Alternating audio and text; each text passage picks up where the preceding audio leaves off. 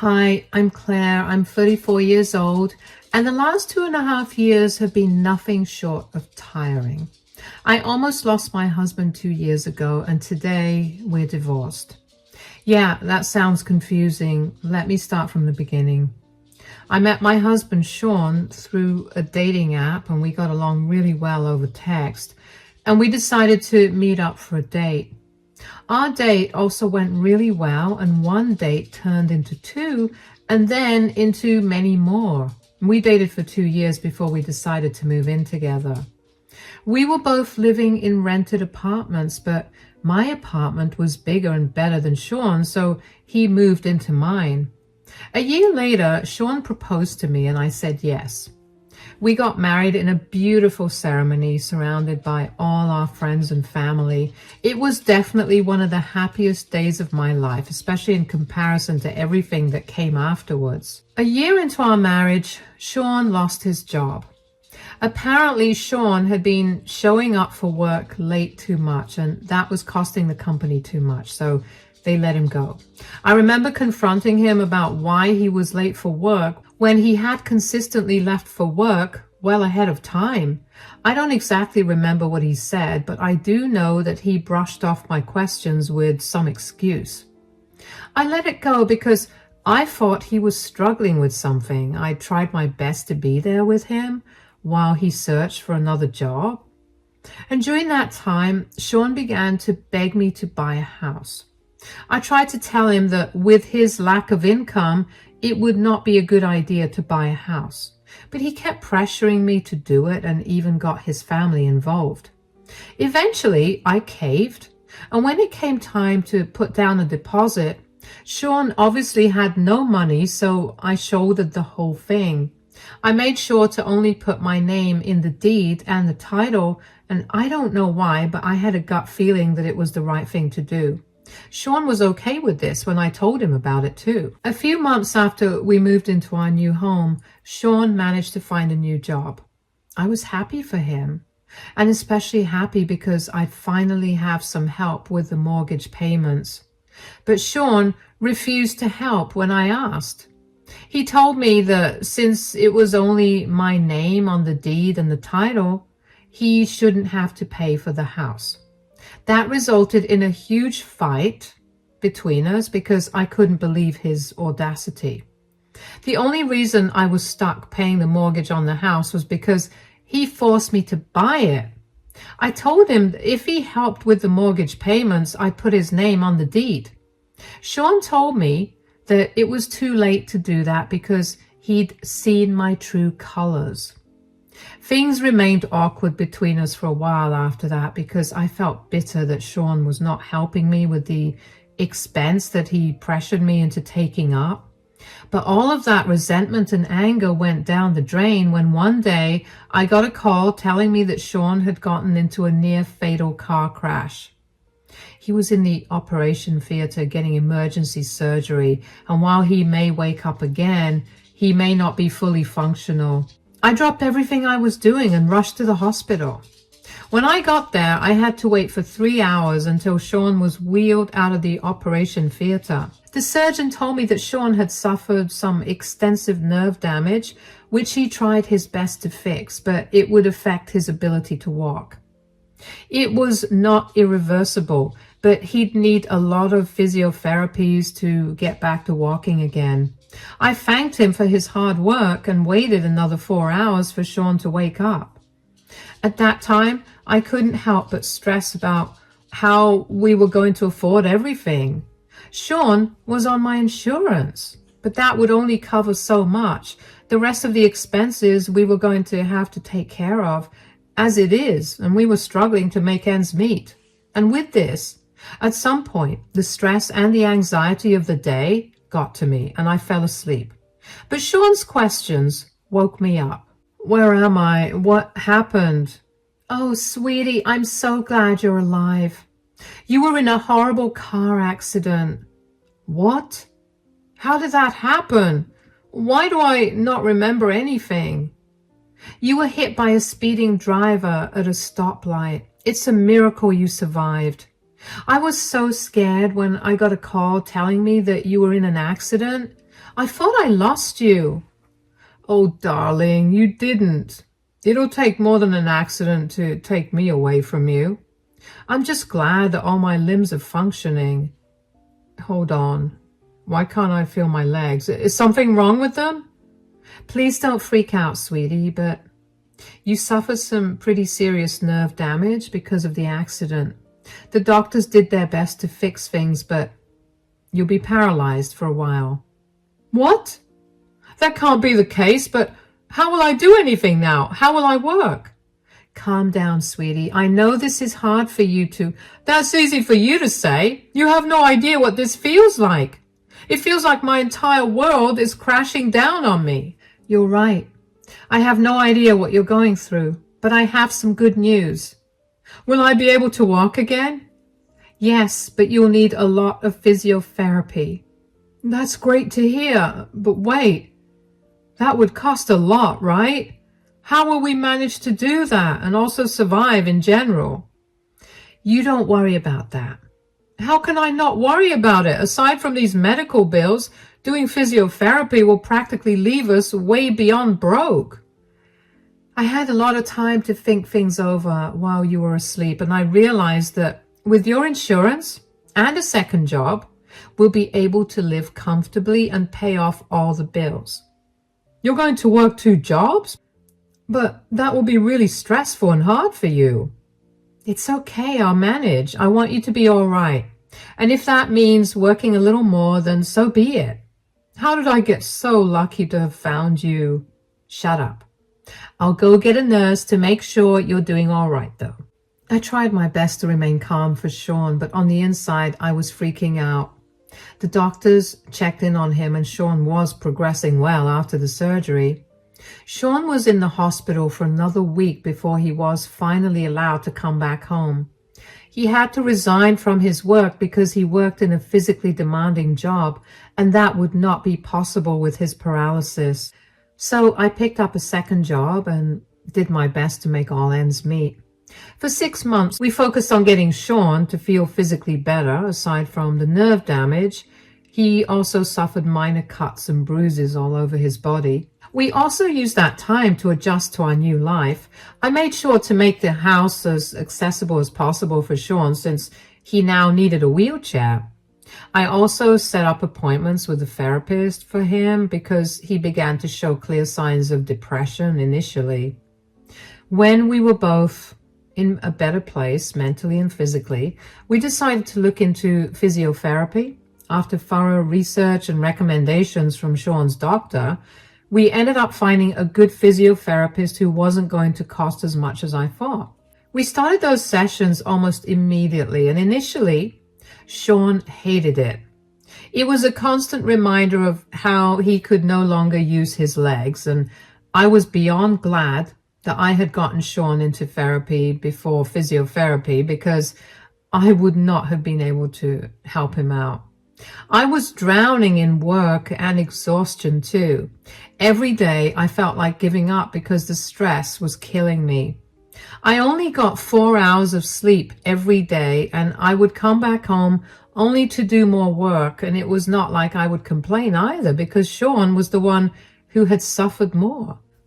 I just pulled myself up by my bootstraps and did my best to be a good wife and caregiver to Sean. And 2 years later, Sean finally began to make some progress.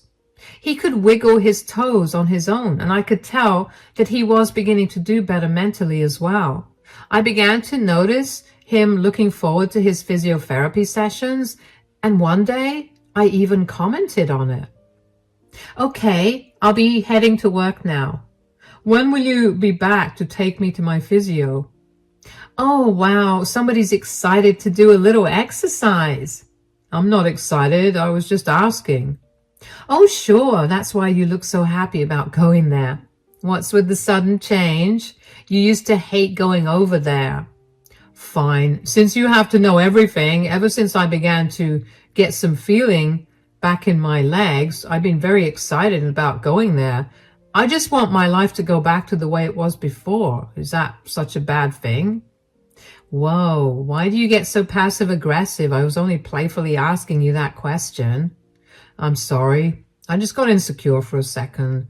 It's not a nice feeling to not be able to use your legs, and now that I'm slowly being able to, I feel kind of worried and insecure about whether I'll be able to walk like I always did. I'm sure you'll be able to do things just the way you did before. Well, Penny told me the same thing, but I can't help but be worried, you know. Penny? You're on a first name basis with your physiotherapist? Well, she's been helping me out for 2 years now, so I think it's fine. Why, are you jealous or something? Do you think I'm cheating on you with her? Oh, no, God, no. I just think it's cute. I didn't know Miss Henderson's name was Penny. Why would you just assume that I thought you were cheating? I don't know. Felt like you were ramping up to ask me that question, so I did it first. Anyway, what time will you be back to pick me up?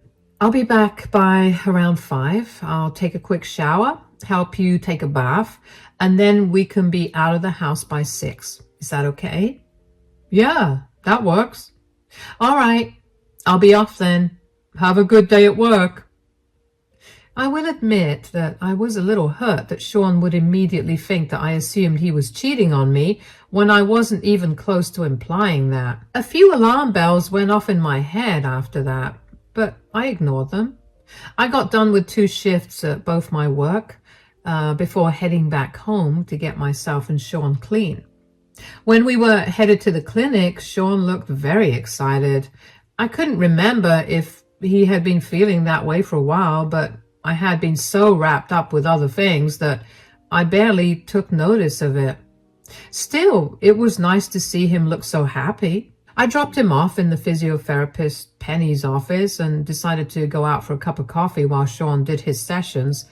And just as I was about to leave the clinic, the receptionist, Layla, stopped me. Sometimes I'd sit in the waiting room while Sean did his sessions, and I'd usually chat with Layla. Over the 1.5 years that I'd been visiting the clinic, Layla and I ended up becoming pretty close, so I didn't think anything was wrong when Layla asked me to wait. But what worried me was when she asked me how my relationship with Sean was going. Hey, Claire, do you have a minute? Yeah, I guess. Why? Is everything okay? Yeah. Why don't you just come over here for a minute? Sure. How are you doing? I'm doing okay. I'm sorry, but why are you asking me this, and why did you make me sit here? I just want to make sure that not only the patient, but also the caregiver gets taken care of. Oh, that's sweet. Well, it's been hard. I mean, I never expected Sean to be paralyzed. But I guess it's good to know that he's slowly recovering. I just wish he'd recover a little faster. Is that a bad thing? Absolutely not. Why do you feel that way, though? It's just, I'm working 2 jobs, and between that and taking care of Sean, I feel like I'm going to burn out, and I can't afford for that to happen. I get that. And you and Sean? Is your relationship doing good? Yes. I mean, we don't get to spend much time together, but we're still happy. But what does that have to do with anything? Okay, I've been very conflicted about telling you this, but every time I see you, you look even more tired than the last time, and I cannot keep this with me any longer. What's going on? The other day, I was given access to the security cameras, and I happened to see something. I didn't know if what I was seeing was real, but it was. What is it? Your husband is having an affair with Miss Henderson. What? With Penny? How's that even possible? He can't feel anything below his waist. Yeah, but I have more to say. Apparently, he's been doing a lot better than he's been letting on. What? What do you mean? Are you saying that he's been lying about his progress? Yes. As far as I could see, he was standing pretty well. I listened in on a few of their conversations, and Sean and Penny say a lot of rude things behind your back, especially about how you haven't noticed that Sean's doing a lot better. Oh my God. I'm a fool, aren't I? How could I have been so blind? But even worse than that is the audacity that Sean has to cheat on me when he's seen how hard I was working to provide for us. You are not a fool at all. Sean is just a horrible man, and so is Miss Penny. Like I said, I'm only telling you this because I felt horrible for you. Thank you. I have some serious rethinking to do. Is there any way you could get me a copy of the security footage? I don't think I'll be legally allowed to do that, but you could always walk in on one of their sessions. I know it'll be painful, but at least that way you could get the proof you need. All right. Thank you for telling me about this. I owe you one big time.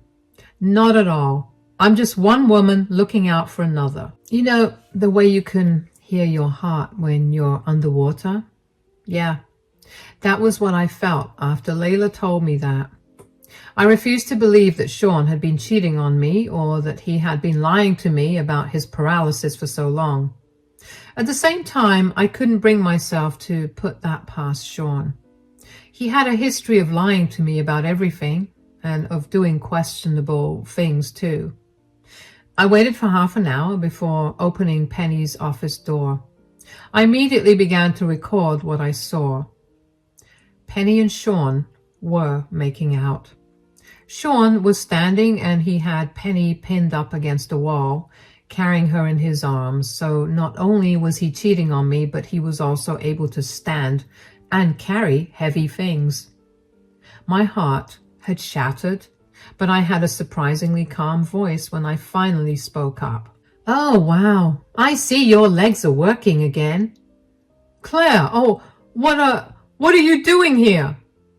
I forgot that I needed to ask you about what you wanted to have for dinner tonight, and Layla said I could walk in to ask you.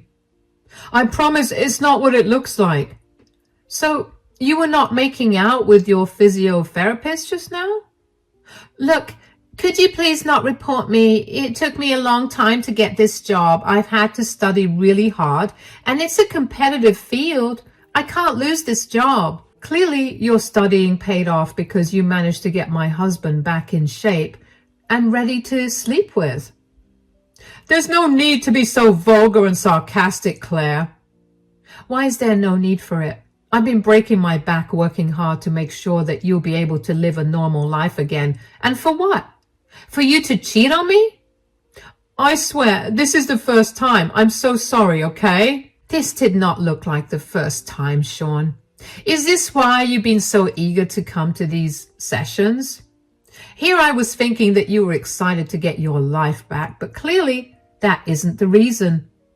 I was excited to get my old life back. I just got swept up in the moment. I'm sorry I hurt you. Can we please just talk about this at home? What home? You're not welcome there anymore. What? I don't want cheaters living under my roof. That's not only your house, it's mine too. Excuse me? Do you need to be reminded about who bought the house? Who's been paying all the mortgage and the bills and the utilities? Are you seriously going to throw a disabled man out onto the streets? Your disability did not stop you from cheating on me, so I think you'll be able to find a place for yourself. I have no money. What do you expect me to do? Please, just let me come back and we can work this out. We could go to couples counseling or something. Why? So you can cheat on me with that counselor too? I know that you're angry and upset with me, but please be a little rational here. Were you rational when you decided to cheat on me with your physiotherapist? Then I'm being very rational when I'm making the decision to throw you out of my house. Where do you want me to go? I have no family here and I have no money to go to them either. Maybe Penny can help you out with that. She's been helping out with more than that anyway. Come back. At least let me grab my things. You can swing by whenever you want to grab your things, but that's all you can do. I almost ran out of the clinic. I did not want Sean to see me breaking down. All the exhaustion of the last 2 years and the shock of finding out about Sean's affair sent me spiraling. I don't know how I got back home, but when I did, I broke down and sobbed for almost an hour. I couldn't believe that all my hard work had gone down the drain. All my love and care had meant nothing to Sean. He did not care for me at all. How long had he been having an affair with Penny? All those times that I had been sitting outside and waiting for him, were those times that he was cheating on me too? I also began thinking about the time that he had gotten fired from his previous job for being late. Was that also because he had been cheating on me with someone else? I couldn't think of any other reason. The next day, I called my dad over and asked him to help me change the locks. I didn't know where Sean was, nor did I care. Once the locks were changed, my dad accompanied me to file for a divorce. I managed to get a hold of the security footage of Sean and Penny, and I found out that the affair had been going on for 6 months, which meant that Sean had been lying to me about his progress for that long. I emailed Penny's superiors and attached the proof of her relationship with her patient. They responded and told me that they had taken swift action against her and were willing to compensate me for Sean's bills if I did not take the matter up with more authorities.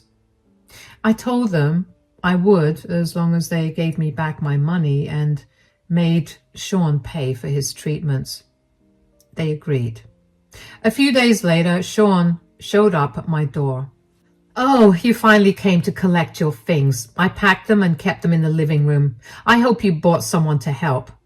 "What is your problem?" "Huh? What are you talking about?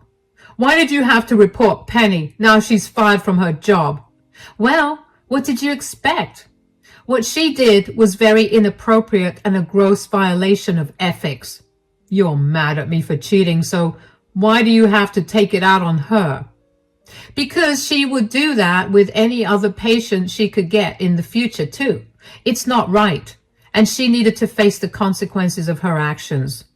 "Why are you so up in arms about it?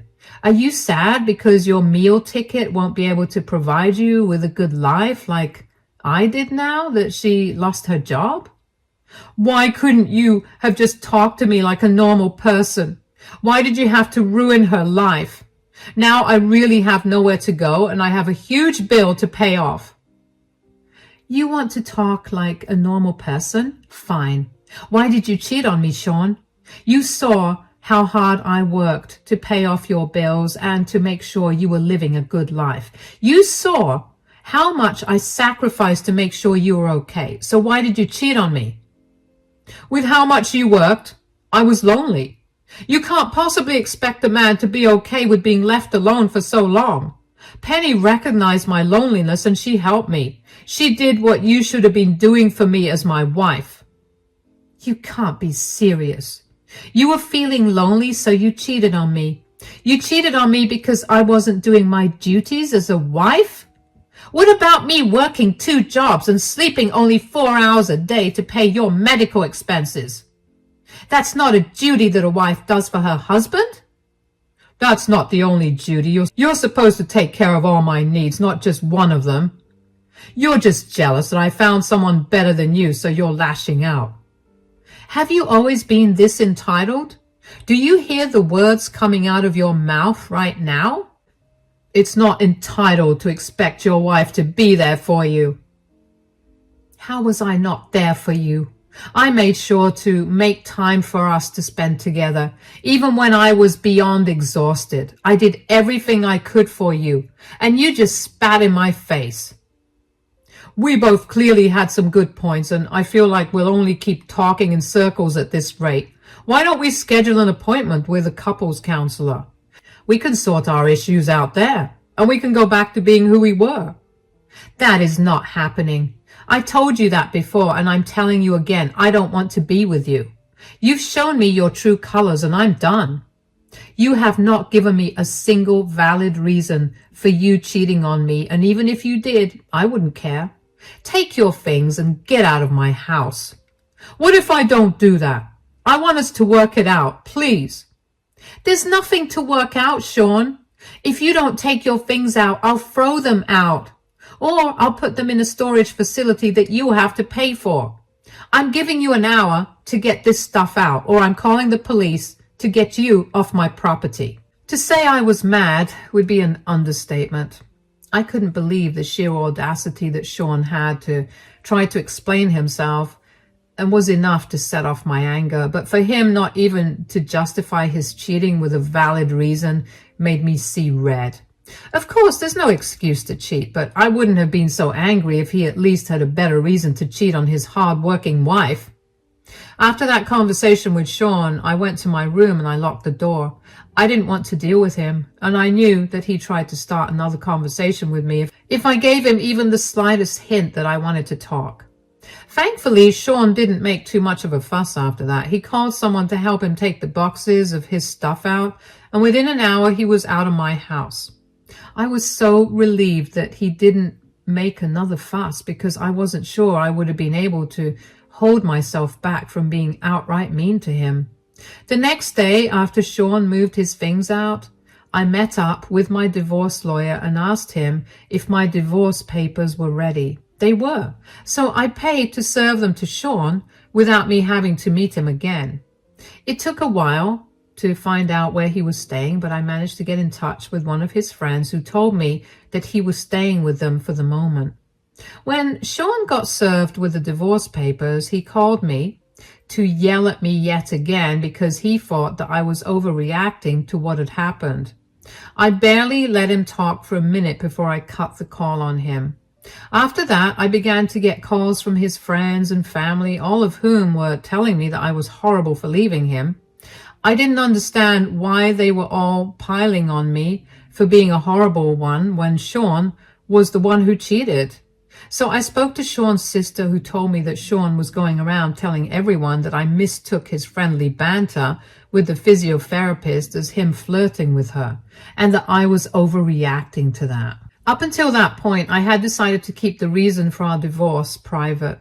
I decided to do that out of respect for our previous relationship, and because I knew that if people found out that Sean had cheated, he might not have gotten the help he needed, considering he was still new to being able to walk. All of that went right out the window when I heard that Sean was spreading lies about me. I don't know why I expected some amount of maturity from him, but since he wasn't capable of that, I created 2 text groups. One for his family and the other for his friends. And I sent the security footage along with my recording of Sean making out with his physiotherapist. I then blocked Sean and all his friends. I heard from Sean's sister later on that Sean was livid that I had exposed him like that. His parents decided to go low contact with him because they couldn't fully abandon him when they'd almost lost him in the accident, but they were very disappointed in him. A lot of Sean's friends had stopped being friends, not only because he was a cheater, but also because he had pointlessly lied to them and made them look like fools. The friend who had opened his doors to Sean also asked him to leave because Sean had lied to him about many more things than just his affair. The friend had had enough and wanted him out. Last I heard, his parents helped him get back home, but they're not helping him out much. It's been an exhausting few months. After Sean went to stay with his parents, he signed the divorce papers and barely contested much. It took a while for the divorce to get approved, but once it did, I felt like a free woman again. It's been a long time since I had any time to myself, and I'm looking forward to unwinding and catching up with a lot of my hobbies. Even though it still hurts every now and then to think about the love I lost, it's still nice to know that at least I hadn't lost myself in the whole ordeal. Here's to happier days now.